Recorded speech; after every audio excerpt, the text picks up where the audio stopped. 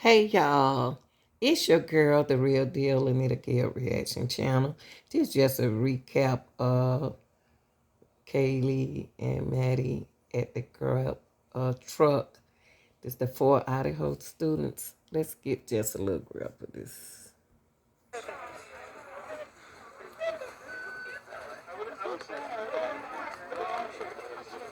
I do have a big burrito pork here for you. Thank you very much. Where's the pen go, guys? Where's my pen? How are you guys doing? How are you? I'm doing fantastic. Seem to have lost my pen, but that's fine. What can I get for you? Can I get just two dumplings? Definitely. Thank you. Pork tacos. Oh, no. How many pork tacos would you like? Just comes one. It's one, but they're like 6 to 7 ounce tacos. They're not like small little street tacos. I normally eat 2, 3 is a lot for me. So one would be fine if I was getting pasta or just two. Yeah, that's gonna be 79. Thank you. Thank you. I'm gonna do this.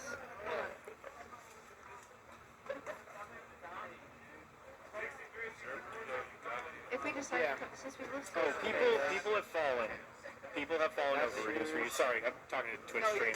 Oh, you're so good. Absolutely, thank you. How are you doing? Pretty good. I'm doing extremely well. That sounds good. Can I get a big burrito? Yeah.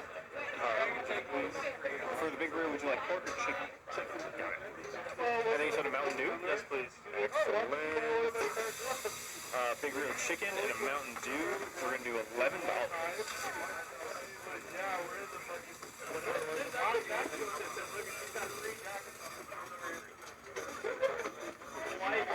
Here's Mountain Dew and order 80. Should have a good night. Thank you very much. I need 2 chicken burritos with extra slaw. 2 chicken burritos with extra.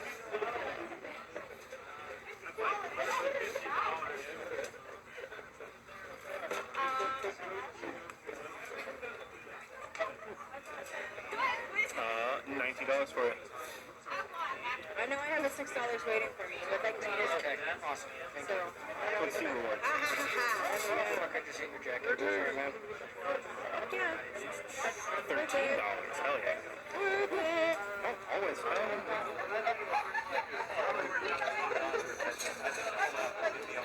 Order 81. Thank you.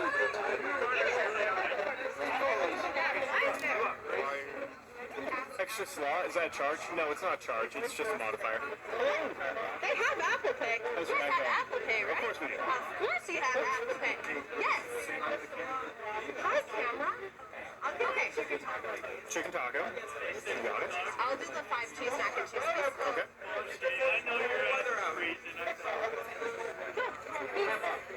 No, I'm getting it.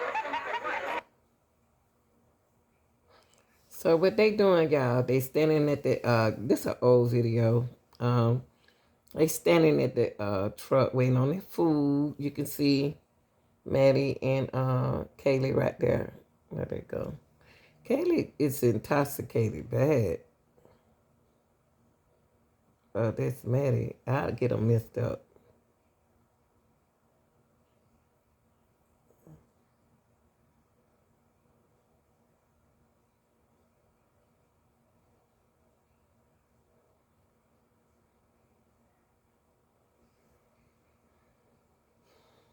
But really in this video ain't nothing going on. But I know one of them act like they got something against the big guy. They don't like that big guy. Maddie doesn't.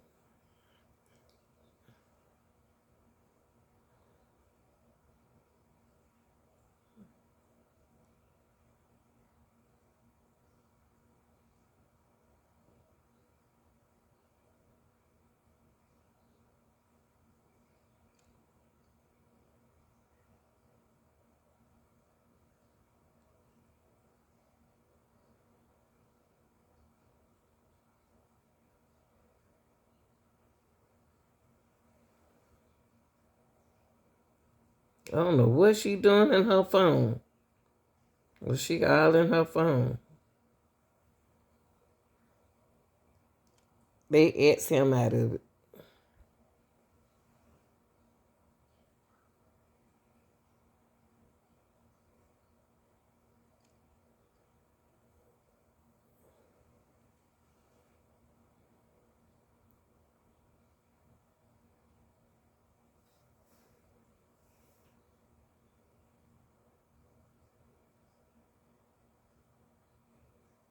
She's smoking too. Look at her.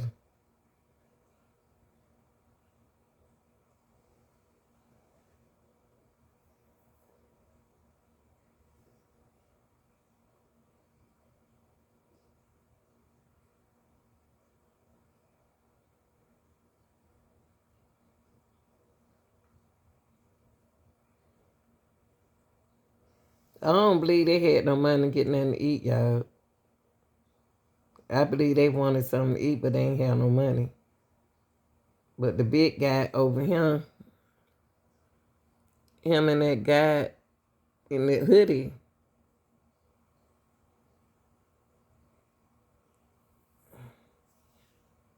I think they want some food and they don't have no money. Because Maddie Kaylee act like she can't get no money out of her account. That's what looked like the reason why she was in her phone. They hungry. They want something to eat. That's why she's standing right there. She ain't wait on no food. They want some food. And she trying to get Sydney.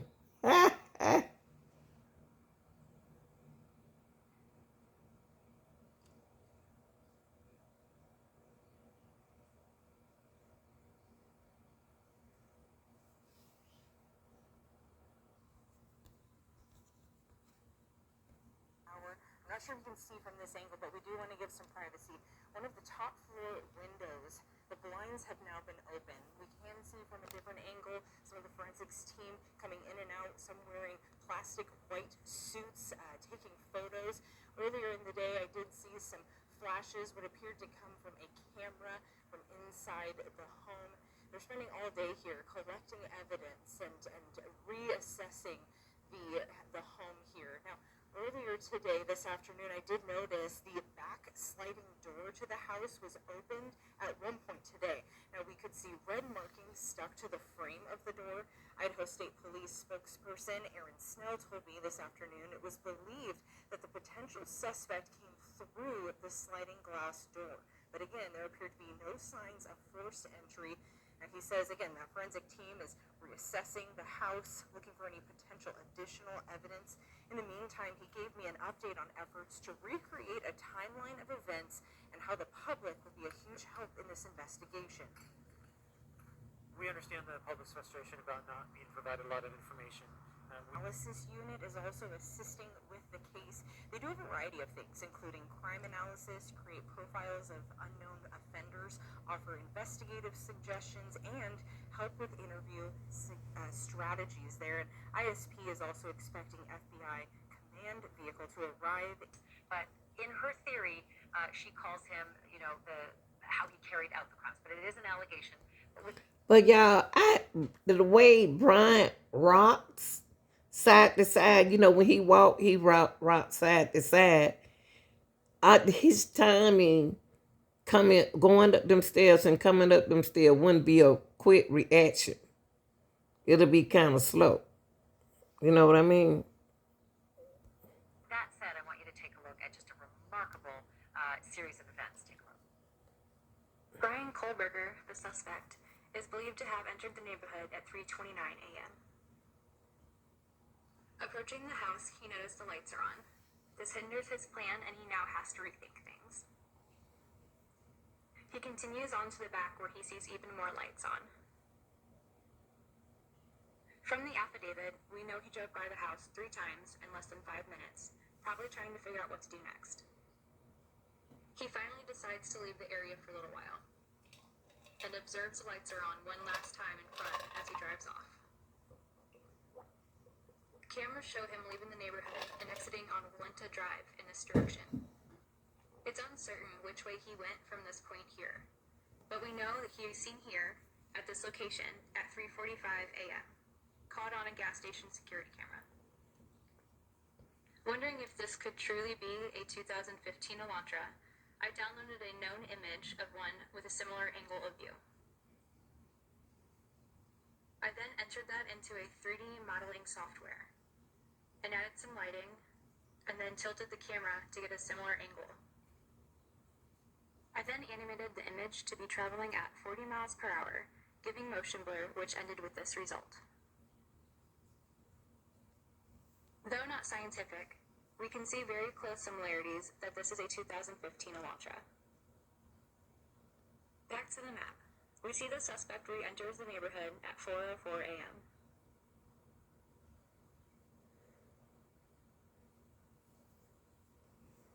He drives up to the house and slows down. Looking at the windows, he sees the lights are now off. Continuing to the back, he checks to see if those lights are off. They are. Wow. He's excited. He knows everyone is finally in bed, but he wants to check the front one last time. As he drives down, he's filled with adrenaline, seeing the lights are all off. His brain short circuits for a second as he clumsily tries to turn around in front of the house. It fails, but he regains composure and drives on. He's caught on camera making a 3-point turn at the end of the street to return back to the residence. That's crazy. He does his final drive to the back of the house. In the beginning, most of us believed the 2 surviving roommates, Bethany and Dylan, were sleeping on the first floor. Since then, we've learned Dylan was sleeping here on the second floor, along with Xana and Ethan, located here. Kaylee and Madison were located here on the 3rd floor. The dog was located on the 3rd floor, and the room by itself. Let's move around and see through the walls, into the kitchen, to the back slider, and take a look at the time frames. At 4:04 a.m., the suspect can be seen trying to park his car. At 4:09, approximately 5 minutes later, he enters the house through the back slider. At 4:18, he leaves the house after committing the crimes. At 4:20, he's caught on camera driving away at a high rate of speed. All of this only took 9 minutes. Let's watch what that looks like. 9 minutes. The suspect enters through the back sliding door. He pauses at the stairs to look around to make sure no one's up. He then turns and goes upstairs. The first bedroom he stops at and opens the door, he sees no one there. He continues to the next bedroom. Here we know what happens. Downstairs, Dylan is sleeping. The noise from upstairs wakes her up. She thinks it's Kaylee playing with her dog. She gets up and goes to the door and looks out. She sees nothing there. The suspect then continues down the stairs about 3 minutes later.